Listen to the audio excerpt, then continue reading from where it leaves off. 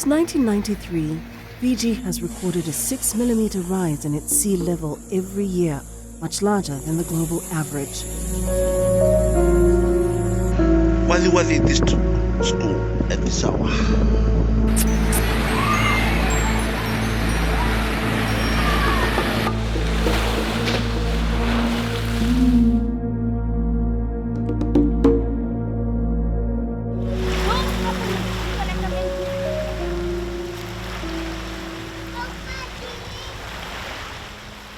This place in Tomoru, when we have the southerly wind, that's the time it's very rough. And that's when the thing started eroding. When I was in class 4, I went around the grave. But right now it's opposite. I'm going behind the grave.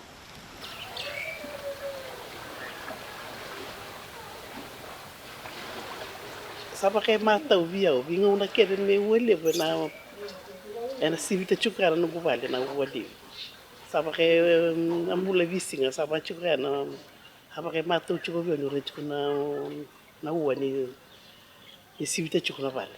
Yeah, climate change has affected us. Even the soil, when we plant, it was not like before. When we plant, we have healthy crops.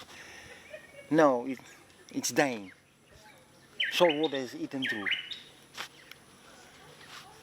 I grew up in Navua, and we used to swim out just, with the amount of land just out here.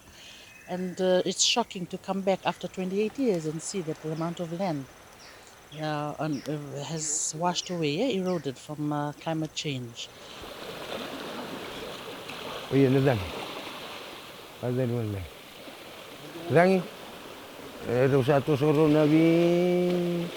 Iyo chiningashi go mai bonago gore the nebu toka zaka no ni shawa wonunu akandua. Small island developing states are among the worst affected by sea level rise, and Fiji is no exception.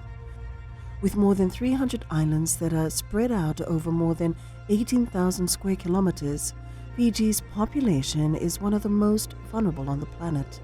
The coastal settlement of Tomoru is about 60 minutes away from the capital city. For years, the people here have looked on as the sea mercilessly took away their ancestral graves, which are now surrounded by the sea. But when I was married, we used to walk around the grave. There was a big wutu tree, wutuai, out there, right there. And then we used to go around. Before, like we on the beach side, we only know that on Easters we have spring tides. But now it's almost every second week spring tide. Every time 6 o'clock high tide, it's spring. And water is just overflowing. This was all covered with water, right up there, water from the back. And the coconuts all floating. And how else does it affect you guys? Well, we can plant for anything.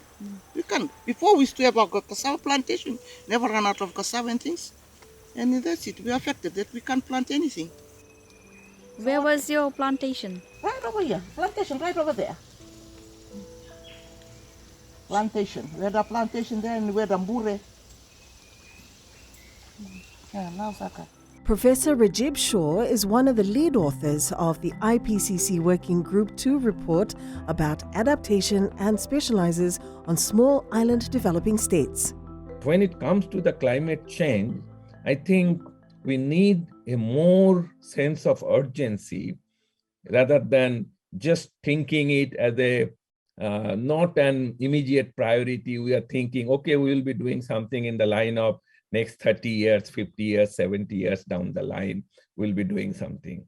So the sense of urgency in action is extremely, extremely important. My name is Thomas Dunn, and this is my settlement. This is where my dad and our ancestors were brought up here. Yeah, climate change has affected us, really affected us. We can tell the difference here, the land has been eaten a lot. We asked for aid and the government said that they'll make a seawall for us. They said, but it's still on the pipeline. But we don't know when. When will we have the seawall done? So we'll just have to hope for the best. My grandfather and my dad and all my uncles, that time we did not have tanks. They drank from the well. Drink.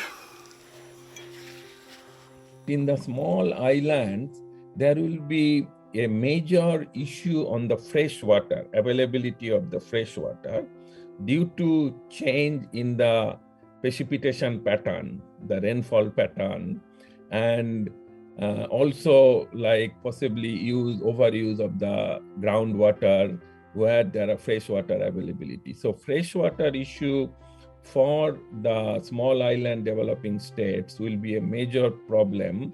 And this is possibly, even in the globally, I think the small island developing states will be the most impacted when it comes to the freshwater availability. This is how much we treasure water. We keep it in buckets and bottles.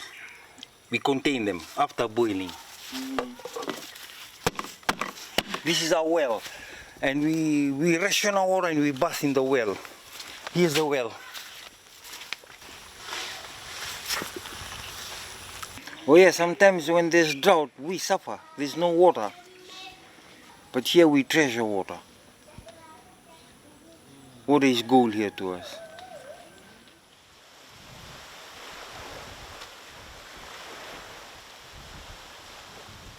Yeah, this is our new grave site, because after that one gone in the sea, so we got a new one. But the problem is this place all salt water around. So we just bury people when it's low tide. You can't bury people when it's high tide. The chiefly village of Veiwatuloa is part of the Namosi province and residents of the Tui Namosi, the High Chief of Namosi. Around 200 people live here. Eungo nelengo Vitori leo e bakula. Eu na eu no nungu tutu babonwa. Eu na bati le Tui Namosi. Eu nanga una talanga o bostiki ningo vikimdo. Eu sudingeki. O cara gastaltiki. Na alto saringani korongo. Kwa eliu ina siol sarangaya etiki na bale. Ange tosti wa malua. Sale una le chikani bonwa. Quando utkunitu na imbili ni koro ni dona koro kwa. Sa tau tal tu misal. Ayo, alumoni koro. Atau ke tal bonwa. Quando tukina titili. Atau tala. Quando gubala wa ya. Bidane bagsautia. Go reda go sa kasertu go sa bin wala na batu. Iliu seda ka tu bamboni wa reda. Sa me kambos go sa me bin na batu. Ese seng done tu bango dim.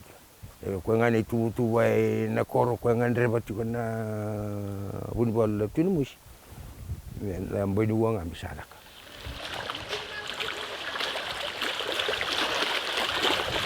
Now, a few issues which the science says that tropical cyclone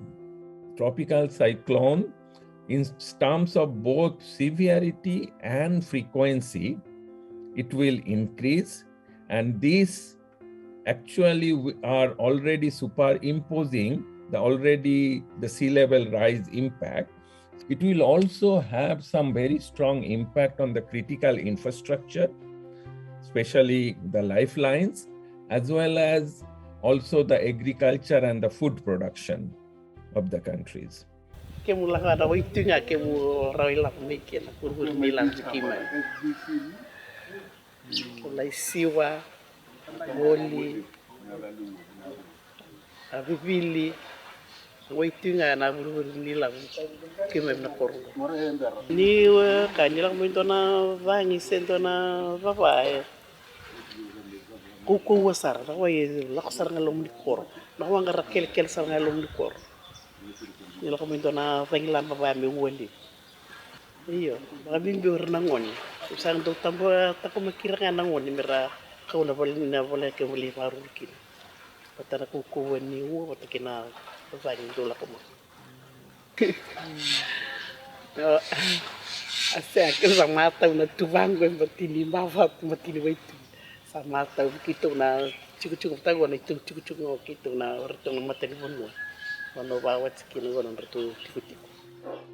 We need to possibly depend very strongly on what we call the ecosystem-based adaptation processes. As I mentioned, that there will be and there are already some changes in the ecosystems in the coastal area, but we can't just make say sort of hard infrastructure just to protect everything. We possibly need to depend on more blue and green infrastructure and focusing more on these ecosystem-based issues, both in the mountain area, forest area, as well as in the coastal ecosystem. Because staying in Suva, staying in interiors, you won't feel anything regarding climate change. But staying in an island, you'll see the sea level rise. Before my father, my grandfather, they used to go out fish, and now once they come back, they don't have any fish. Now, before it used to be plenty. So in Lakemba, what we have been doing so far is in terms of climate change, we have been planting corals, a natural type of sea barrier, a reef.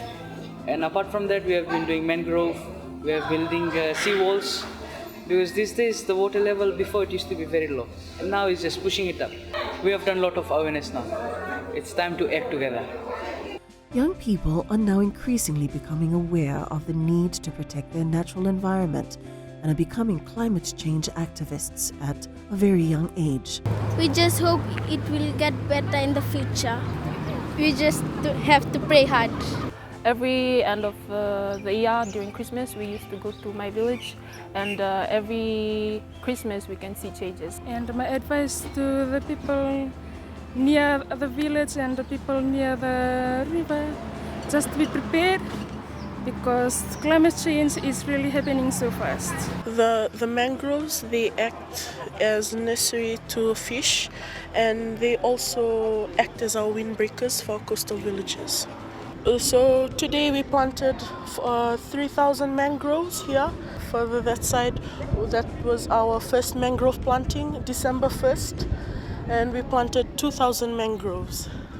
And we also had our second mangrove planting over there, where my Suvapak Thambure. We also planted 3,000 mangroves. I'm willing to write a book about the ecological footstep. It's about how the adults of this generation messed it up for us, and how kids, my generation, have to clean it up. And we may not have the privileges that the adults today have.